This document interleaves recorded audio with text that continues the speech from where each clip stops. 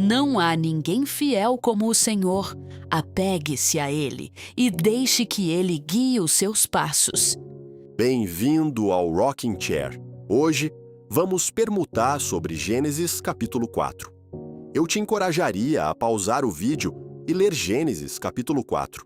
Esta é a sua Itó, sua história, e este é o seu amor por você. Eiva escolheu o conhecimento em vez da fé, e Adão escolheu Eva em vez de Deus. No capítulo 4 de Gênesis, vemos que o filho do conhecimento, o primogênito, Caim, mata o filho da fé, o segundo nascido Abel. Se você não ouvir mais nada, por favor, ouça isto. Se você semeia ao vento, não colhe vento, mas sim um redemoinho. Você não recebe o que dá, você recebe mais do que dá. Se você tem uma semente de maçã e a planta na terra e espera pela sua estação, você não obterá uma árvore que lhe devolva apenas uma maçã.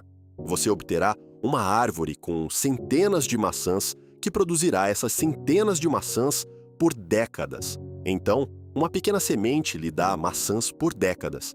E este princípio de semear e colher se aplica a todos e a toda a colheita, tanto justa quanto injusta.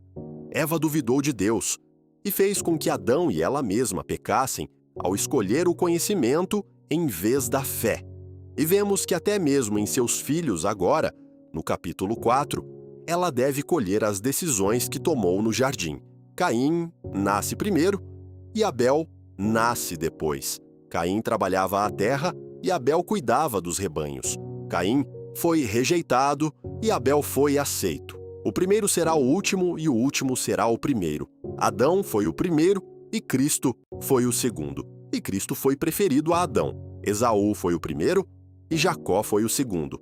E Jacó foi preferido a Esaú. Lúcifer foi o primeiro e a igreja foi o segundo. E a igreja é preferida a Lúcifer. A lei de Moisés foi a primeira e a graça foi a segunda. E a graça é preferida à lei. Escute-me agora. Você nasceu natural primeiro. Você nasce espiritual depois. O segundo nascido deve ser preferido ao primeiro em sua própria pessoa, ou o primogênito, seu eu natural, matará o segundo nascido, seu eu espiritual. O conhecimento matará a fé, se o seu conhecimento não estiver subjugado à sua fé. Os dados e narrativas diários aos quais você se conecta para se alimentar de ira apagarão a melhor história que tenta crescer dentro de você. Eu digo que Caim era um filho do conhecimento, e isso é fácil de provar. Abel trouxe um sacrifício ao Senhor e foi aceito, e Caim trouxe um sacrifício ao Senhor e foi rejeitado. A chave para entender por que Abel foi aceito e Caim foi rejeitado é óbvia no texto. Assim que o sacrifício de Caim foi rejeitado, ele ficou irado. Esta não é uma resposta apropriada ao rejeito. A resposta apropriada ao rejeito é dor, ferida, consternação, confusão, e isso leva a um exame cuidadoso do que poderia ter dado errado. A ira sugere que já havia uma antecipação do que aconteceria. Na ira de Caim, ele revelou a história que já estava ouvindo, e esta é precisamente a razão pela qual ele foi rejeitado. Porque o Senhor não se importa com o que você sabe, mas com o quanto você o ama, o que é, claro, fé. Pelo conhecimento, Caim entendia que o mundo era injusto e que provavelmente seria mantido para baixo, oprimido ou roubado do que era seu. Pelo conhecimento, ele entendia que Deus provavelmente não o aceitaria. Abel trouxe seu sacrifício em fé, acreditando que Deus é amor, e Deus é bom, e Deus queria coisas boas para ele.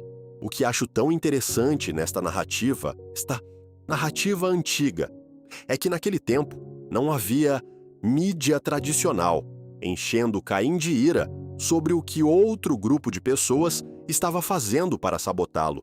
Não havia acadêmicos nas universidades produzindo pesquisas que mostrassem empiricamente que Caim não tinha nenhuma chance porque nasceu no lugar errado, ou dos pais errados, ou com a cor de pele errada. Caim, naquele momento, era um dos 2 irmãos homens em todo da terra. e ainda assim ele parecia ser capaz de acessar a mesma narrativa que levantou sua cabeça feia repetidas vezes ao longo das civilizações estabelecidas. Isso me sugere que essa amargura particular vem de uma história antiga que parece estar simplesmente no ar ao nosso redor. É uma história da árvore do conhecimento. O Senhor veio a Caim e o advertiu profeticamente sobre o que iria acontecer. E se você me permitir, vou parafrasear a conversa para refletir meu entendimento desta passagem. Mas, por favor, leia como está na sua própria Bíblia. Por que você está tão irado? Perguntou o Senhor a Caim. Por que você está ouvindo uma narrativa de ira na sua mente? Por que você está meditando em pensamentos amargos? Se você fizer o que é certo, não será aceito? Mas se fizer o que é errado, veja, o pecado está à espreita na porta. Deseja dominá-lo, mas você deve governá-lo. O Senhor disse a Caim: não faça o que está no seu coração. Há uma história melhor que você deveria estar ouvindo. Note que o Senhor apelou a Caim com base na fé. Se você fizer o que é certo, coisas boas não acontecerão eventualmente para você? Isso é fé. É incrível para mim ver como o Senhor rejeitou o sacrifício de Caim, mas não rejeitou Caim. Ele estava alcançando Caim, como faz com tantos de nós. Mesmo depois de Caim, incapaz de silenciar a história amarga em sua mente, matar seu irmão Abel, o Senhor fez provisão para ele e o enviou embora.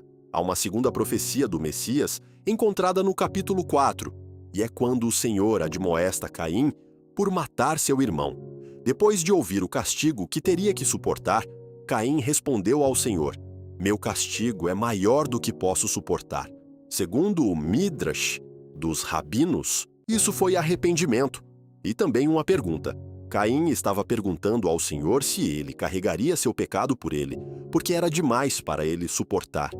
E por essa declaração, o Senhor colocou uma marca sobre ele para protegê-lo do selvagem. Eu não sei que tipo de marca o Senhor colocou sobre Caim, e não sei de que ele estava em perigo.